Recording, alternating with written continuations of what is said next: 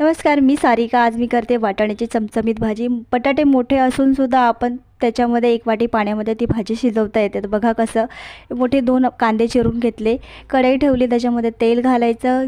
तेल घातलं तर तेल गरम झालं, त्याच्यामध्ये जिरं घालायचे, कढीपत्ता घालायचा, 2 मोठे आकाराचे कांदे घालायचे उभे चिरलेले.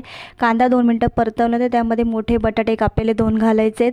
मीठ घालून पुन्हा 2 मिनटं परतून घ्यायचं. मग आलं लसूण पेस्ट घालायची. आलं लसूण पेस्टसुद्धा चांगली परतून घेतली. झाकण ठेवलं. बटाटे अर्धे कच्चे थोडेसे शिजवून घेतले.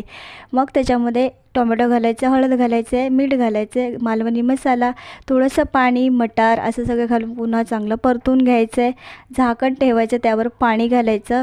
2 ते 3 मिनटं ते पाणी चांगलं गरम झाल्यानंतर त्यात ओतून घ्यायचं भाजीमध्ये आणि चवीपुरतं मीठ घालायचं. चांगलं मिक्स करायचं. 5 मिनिट भाजी शिजवून घ्यायची आणि भाजी आपली तयार आहे आलू मटारची. तुम्हाला व्हिडिओ आवडला असेल लाईक करा, चॅनल सबस्क्राईब करा, कसुरी मेथी कोथिंबीर घालायची. धन्यवाद.